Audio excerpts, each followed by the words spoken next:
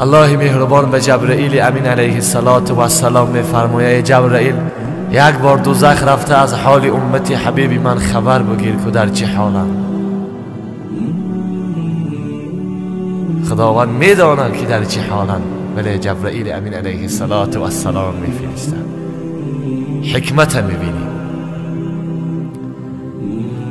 حضرت جبرائیل امین علیه السلام میبیا میگه از همه بالاترین طبقه دوزخ امتی پیامبر صلی الله علیه و سلم هستند. کسایی که گناهی کبیره میکنن از دنیا به توبه میروند، توبه نکرده خداوند جانشون میگیره.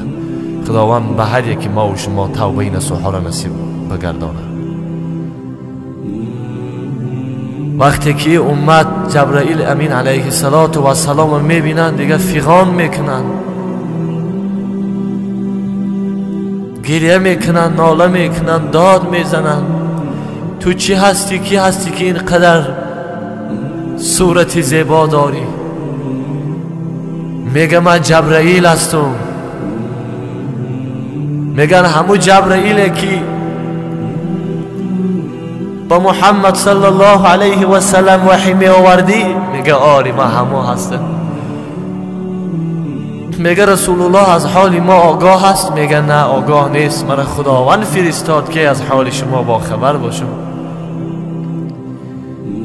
میگه برو به رسول الله صلی الله علیه و سلم حال ما را بیان بکن، بگو که امتی رو سیاهد تمام جاشون دوزخ سوخته.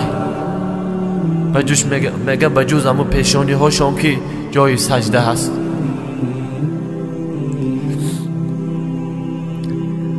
بگو که تمام چهره هاشون دوزخ سوزانده، سیاه کرده است. بداد ما برسه. جبرائیل امین علیه السلام نزد الله می بیا، بیان میکنه واقعه را. الله میفرمایه برو به حبیبی من بگو که امتش ده همه حالته. میگه رسول الله در حال استراحت بودم، جبرائیل امین میبیا و بیان میکنه که یا رسول الله سلام امتی دوزخی های شما را آوردم. امت های شما که در دوزخ نیستش سلام هموها را آوردم و امت شما فرمودن که برو با محمد صلی الله علیه و سلم بگو که دوزخ چهره های ما را سیاه کرده است. ما در عذاب سخت هستیم، به داد ما برسه. رسول الله صلی الله علیه و سلم وقتی میگه این سخن میشنون در جنت گریه کنان میبرای به عرش خدا میره، به تای عرش خدا میره. چنان خداوند ستایش میکنه که خدا راضی میشه، میگه برو هر کی را میخواهی از دوزخ آزاد بکن.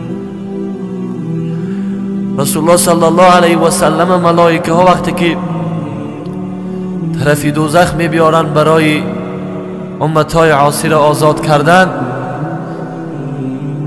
ملائکه های دوزخ وقتی رسول الله صلی الله علیه و سلم میبینن از حیبتش میگریزن. مالک میگه کجا میری؟